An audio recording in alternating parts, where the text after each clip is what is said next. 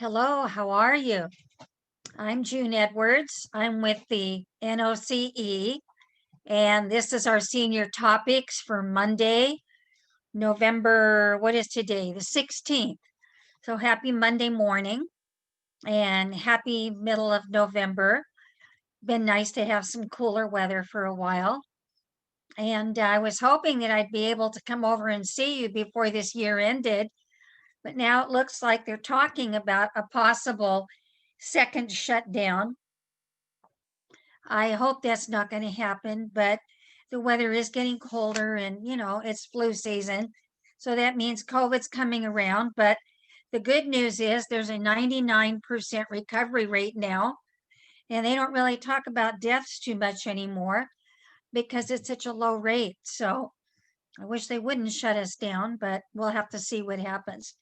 Anyway, let's look at the calendar starting with November 15th.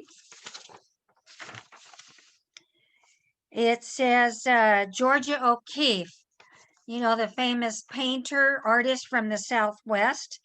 She was born on this date in 1887. Wow, I didn't know it was that long ago. Then it's also America Recycles Day and Pack Your Mom Lunch Day. Well, I wish I could pack my mom lunch, but she lives a long, long ways away. On November 16th, the children's author Jean Fritz was born in 1915. It was the fall of the Inca Empire in 1533 and Button Day. So if you like to collect unusual buttons, and there's stores that sell nothing but buttons. And I know that I had a map of the United States when I taught fifth grade many, many years ago. And we would get buttons of the different products that the state was known for, whether it was hogs or corn or lumber or whatever it was. You could get a button in those shapes. Looking at November 17th, Homemade Bread Day. Oh, yum. Don't you just love the smell of good baking? Lewis and Clark reached the Pacific in 1805. And Take a Hike Day. Well, I don't know about the hiking part, but you can definitely take a walk because getting in the outdoor air, especially in the middle of the day when the sun is warm and it's pleasant, it's a great time of day to get your vitamin D. Did you know that November 18th is Mickey Mouse's birthday? Now, how they come up with that date for his birthday, I have no idea. Also, it is William Tell Day. Remember the man that had the apple on top of his head and his father shot an arrow through it and saved his son's life? Also, Antarctica was discovered in 1820 on this date. November 19th, excuse me, Gettysburg Address was delivered in 1863 by President Lincoln. Also, Indira Gandhi became Prime Minister of India in 1917. They made a wonderful movie about him. November 20th, Mexican Revolution Day. It's like their Independence Day from Spain. And the traffic light, those lights that we all have to stop for, the red, green, and yellow ones, they were patented in 1923, 98 years ago. On November 21st, the Mayflower Compact was signed in 1620. They got to the New World pretty late in the year. They're very, very fortunate that winter did not start early that year because they were not ready for it as it was. It is also World Hello Day. Wouldn't it be nice to be able to travel and see some other countries and talk to people around the world right now?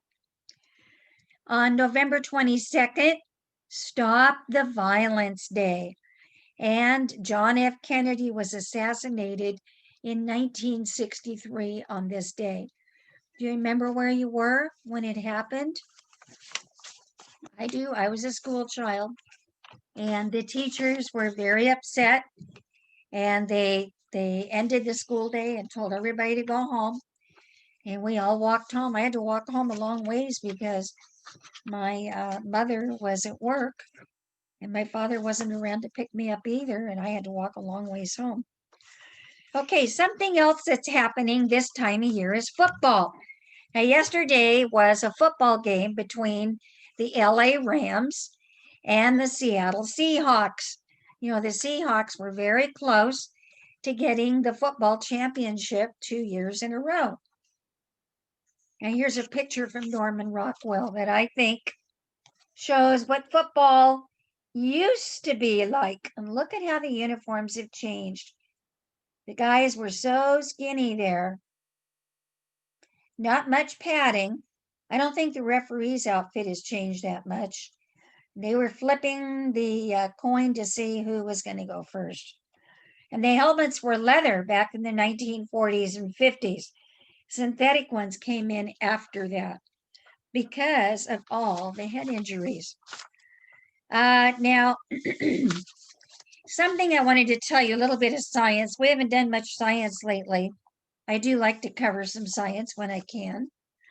But lower levels of vitamin D, that's what's happening right now. In fact, I found out my grandson, my youngest grandson, who's only 6 years old in first grade, he has to take vitamin D3, just like his Nana. That's me. I have to take it. But he's not taking it because of his age. It's because the kids have been indoors too much with their schoolwork and they don't really have recess. They're not outside playing as much as they should be. Although, to their credit, their mother and father take them for a nice long walk, at least 45 minutes every day to get some sunshine. But lower levels of vitamin D, because of the shorter days and less contact with sunshine, is in part responsible for why we gain weight in the autumn and the winter. So I'm going to have to walk my dogs, even when the cold snap comes back. I'm going to have to figure something out and get out there. And the reason that this is the way it is, a lack of vitamin D is thought to reduce the breakdown of fat. Instead, it triggers fat storage to thicken your blood up so you can survive the cold winter. It leads to an average weight gain of 2 to 4 pounds every year in the autumn and the winter. Something to think about as we're in November, especially with Thanksgiving coming up just around the corner. Did you know that no movie with the word autumn in the title has ever won an Oscar? Just a little bit of trivia. Now, there is a spring movie, The Virgin Spring, that came out in 1960 that got one. The Summer of 42, that came out in 1971, that got one. And The Lion in Winter from 1968, they all got one statue apiece, but we don't have any for the autumn yet. Some great autumn songs, though. Oh, wonderful, wonderful songs. See You in September, September Song. Um, Maybe you can think of some other songs that have to do with fall. If you can think of some, let your activities director know and they can email me and I can find some of those songs and we can listen to them. That would be fun to do that because I think the music this time of year is just so, so beautiful. Well, we are coming up to a holiday that we'll be talking about next week. And there are some mysteries that lead up to Thanksgiving. I don't know if you know that November is also a Native American or Indian Heritage Month. And so I want to talk about what was going on with the Indians after Columbus discovered North America. So after 1492, depends on what part of the continent you talk about. We know that in Central America and down the western coast of South America, there was densely populated when the Spanish explorers arrived. And that's where we had these big civilizations, the Incas, the Aztecs, the Olmecs, and some of the others. So the result is that Europeans in Latin America remained a relatively small upper class group. They weren't really interested in settling in those lands. They just wanted to exploit them or get products from there and send them back to their own native homelands. Now, North America, in contrast, was less well populated and less developed when the Europeans arrived. No part of the continent north of Mexico had reached a civilization stage at that time. Now, there were some famous Pueblos civilizations before the 1400s, but we're talking about after that. Also, in the 17th century, when Europeans began to settle, because they definitely wanted the land, they wanted to settle there if they were French or English or German, they wanted to settle there. Italian, the Dutch, all of them. They wanted to develop the place as their own home. When they began to settle there, the tribes were spread very thinly over the continent, and they spoke hundreds and hundreds of different languages. Now, there was a very loose confederation, the Iroquois Nation, which was parts of New York and up and down the East Coast. And they had several different tribes under a head chief, if you will. And so we can talk about them. Okay, in the southwest part was the Pueblos, and then the Algonquians and the Iroquois. They were threatened, their lands were threatened by the English and the French colonists clear up into Canada, parts of Canada. The Indians with whom the English first made contact in America are from the Algonquin group of tribes. The first encounter was friendly. The Indians did welcome them. There were two ships sent by Raleigh on reconnaissance, and they reached Roanoke Island off the coast of North Carolina in 1584. The local Socoton Indians welcomed a new opportunity for trade. They offered leather goods, coral, and a mouth-watering type of food for them in exchange for some metal weapons and shiny glass beads and other kinds of things. Well, we know that the first two groups of settlers to Roanoke Island didn't really stick around too long. They could not make a go of it. The winters were much harsher than they had expected. And so the colony just did not do well. The ones that got lost, the ones that create the mystery to this day, was the third group of English arrivals on North Carolina's Roanoke Island.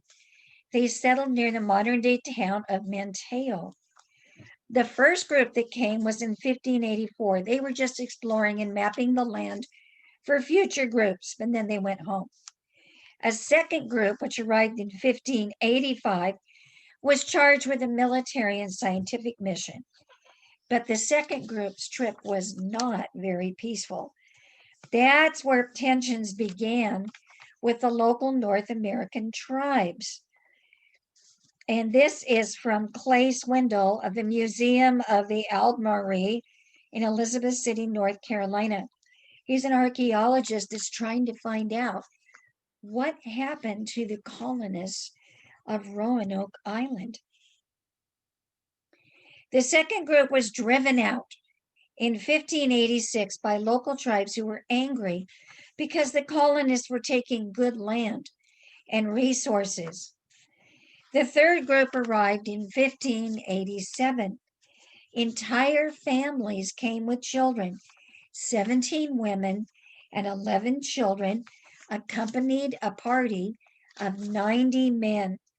They wanted to settle in the New World. It was not a military excursion, and it was not a scientific one. Now, there is a clue that's been uncovered, a long forgotten, centuries old map of the area called La Virginia Pars, drawn by the colony's governor, John White, has kicked off a re-examination of the fate of the lost colonists. Did they die of disease, but no bodies were found? Was there a massive war that wiped them out? No sign of any kind of struggle was ever found. They did see later that there were descendants of some of the local Indian tribes born with white skin and blue eyes and sometimes fair hair, reddish or blonde. They're wondering if they had escaped to some of the friendlier tribes and intermarried somehow. But they are re-examining just what happened to the lost colonists. An artist and employee of explorer Sir Walter Raleigh, who had been ignited by the Queen, White was later appointed governor of the new lands. He was also the grandfather of Virginia Dare, the first English child born in the New World, which happened to be a girl. Now there's two patches on the map that makes people wonder if they might be hiding something underneath. Scientists at a British museum looked into the patches and discovered a very tiny red and blue symbol under the patch. Was it a fort or a secret emergency location? Our best idea is that parts of Raleigh's exploration in North America were a state secret, and the map cover-up was an effort to keep information from the public and from foreign French or Spanish agents, says Eric Klingelhofer of Mercer University in Georgia. Most researchers still think the colonists probably encountered disease caused by New World microbes that their bodies had never encountered before, or else, sad to say, violence. The research team thinks that when the crisis, whatever it may have been, hit, the colonists split up into smaller groups and dispersed. There were so many of them, there was like over 100 of them. And we know that no single Indian tribe or village could have supported them all. They would have been even a larger group in some of the villages of that time. Well, the previous group from 1585 had been ordered to split up and disperse and find shelter where they could if disaster struck. They know that that's the only way they could have possibly survived. The prevailing theory has been that the colonists abandoned Roanoke and traveled 50 miles south to Hatteras Island, which was then known as Croatian Island. But what if they went instead in another direction? What if some of the colonists traveled west over the Albemarle Sound to the mouth of the Chowan River to a protected inlet occupied by a sympathetic tribe? Furthermore, archaeologists have identified the nearby site of a small Native American town called Metaquan, which may have adopted some of the colonists. Researchers don't know much about the Native American town, but they have verified that it did exist. It's a very strategic place right at the end of the Sound. You can go north up the Chowan River to Virginia or west and escape to the Blue Ridge Mountains. These guys were big trading partners with other North American tribes. Did they take in that lost group of colonists? After the map's secret was revealed, Klingelhofer, along with the First Colony Foundation, the research group that's sponsoring a lot of this, studying the first attempts in the New World, proposed a return trip to the area with a twist. Now they're using shovels and ground penetrating radar. So what they're doing a satellite survey of the site. What we do, explained LeCompte, we get the oldest maps we can find so we can get a historic sense of what was there and what's there now, and then we try to orient to that. The point is to compare what may have been there in the past to what is there now. Researchers look for similarities between the old maps and the current geography of the area. And then they lay out a grid and search it with their GPR, their satellite technology. The technology emits radio waves into the ground and measures the echo as the signal bounces off a variety of things buried underground. So we'll be finding out, hopefully in the next few years, what happened to the lost colonists of Roanoke Island.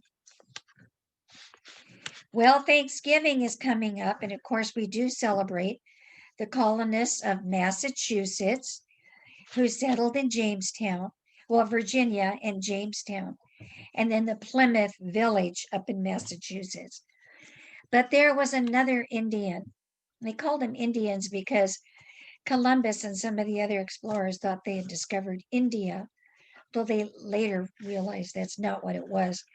They haven't been called Native Americans that long, less than 50 years in our own culture. Well, we know, most of us know the story of the first Thanksgiving. At least we know the Pilgrim version, but how many of us have learned the Indian viewpoint? Now, I'm not talking about a revisionist version of history. I'm talking about the true, real facts. And the amazing way that God used an Indian named Squanto. Historical accounts of Squanto's life vary, but historians believe that around 1608, more than 10 years before the Pilgrims landed in the New World, a group of English traders and explorers, led by a Captain Hunt, sailed to what is known today as Plymouth, Massachusetts. When the trusting Wampanoag Indians came out to trade, Hunt took them prisoner, transported them to Spain, and sold them as slaves. One of the captured Indians was a boy named Squanto. Now, Squanto was bought by a well meaning Spanish monk who wanted to set him free. The monk treated him well and taught him the Christian faith and Spanish. He eventually helped him escape to England. Squanto made his way to England and worked in the stable of a man named John Slaney, and there he picked up the English language. So he was definitely trilingual. Slaney sympathized with Squanto's desire to return home. He promised to put the Indian on the first vessel bound for America. It was not, though, until 1619, 10 years after Squanto was first kidnapped, that his ship was found. Finally, after a decade of exile and heartbreak, wondering what had become of his family and friends, Squanto was on his way home. But when he arrived back in Massachusetts, more heartbreak awaited him. An epidemic had wiped out Squanto's entire village. His mother, father, brothers, sisters, neighbors, the entire village was wiped out. He was the only survivor. He would not have survived except that he had been captured and sent across the sea. What must have gone through Squanto's mind? Why had he been allowed to return home against all odds, to find his loved ones dead? At first, he was in terrible, terrible despair. But a year later, he found out exactly why he was still alive and what his purpose was. A shipload of English families had arrived and settled on the very land once occupied by Squanto's people. They saw deserted villages and crops that had been started but had not been harvested, and they'd gone back to seed. And they wondered, and that's some of the food that actually kept the pilgrims alive. Squanto showed up one day, and they didn't know whether to shoot him or what to do. They were scared. He walked into their fort and he yelled out, "Hello, Englishmen!" He spoke English. They were astonished. What happened? According to the diary of Pilgrim Governor William Bradford, Squanto, quote, became a special instrument sent of God for good.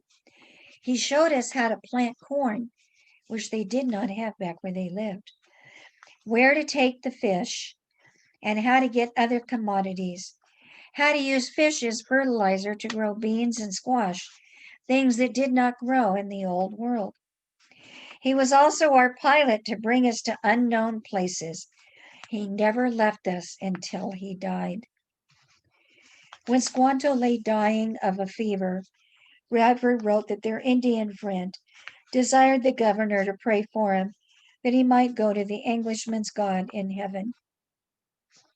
Squanto bequeathed his possessions to his English friends as remembrances of his love.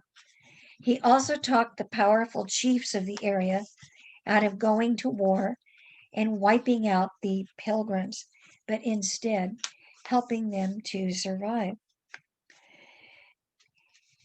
So here is the life of a lonely Indian and a struggling band of Englishmen.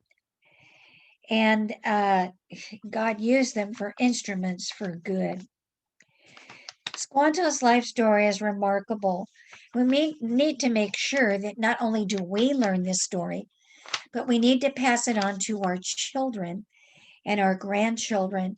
And we need to let them know the true, real, historical facts of what has helped make our country the great country that it is today. Tell them about Squanto.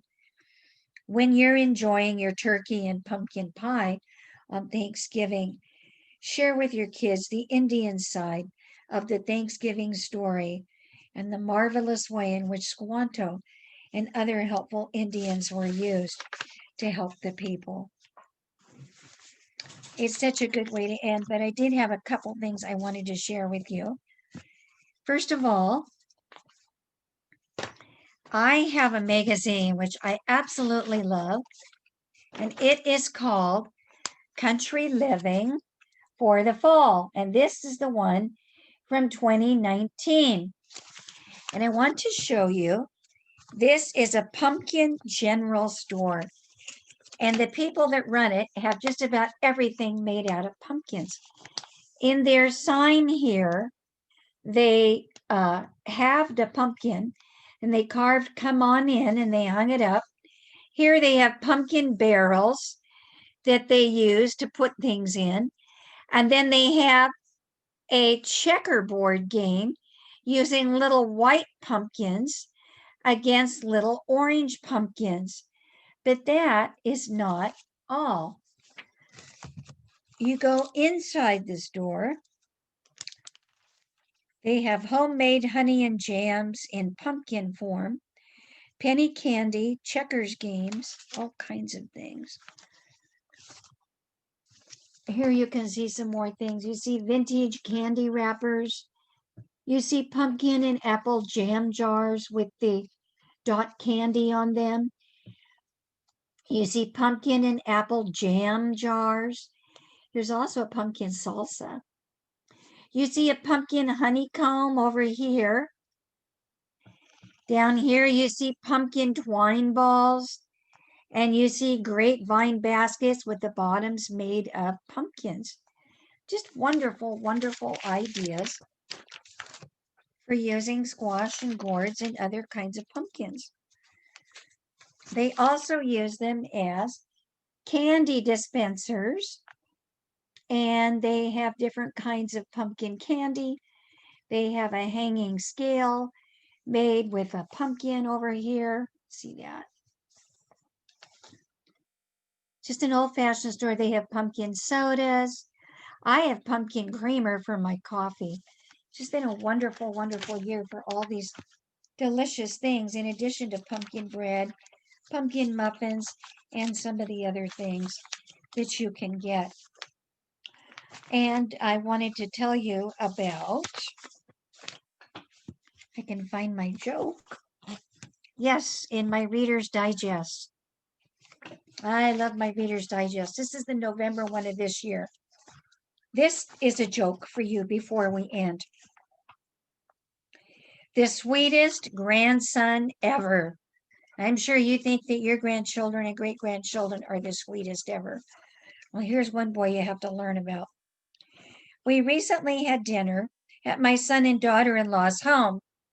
She had prepared a beautiful pecan pie for dessert, but I do not eat refined sugar in an attempt to lessen inflammation from my rheumatoid arthritis. My young grandson generously set 2 pecans on my empty plate. "These are for you, Grandma," he said. "Thank you, sweetheart, but these pecans are coated with sugar," I replied. "Oh, no, Grandma, there's no sugar on these. I licked it all off." Oh my gosh. Okay. Here's another one. True stories. These are true stories. My 2-year-old nephew asked how my brother, his other uncle, and I were related. I explained that we have the same mommy, which makes us brothers. Then I asked him, "You and your brother Rafi have the same mommy. What does that make you?" And without missing a beat, he replied, "Happy." And that's where I'm going to leave you today. I hope that your life is happy. I hope you're making the best of it and being thankful, especially with Thanksgiving coming up. I want to wish you a pleasant rest of your week. I enjoyed talking with you.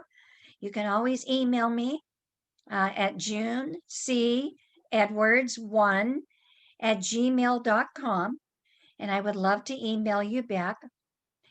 So I want to say goodbye, and I will see you next time. Okay? Bye, everybody. Take care.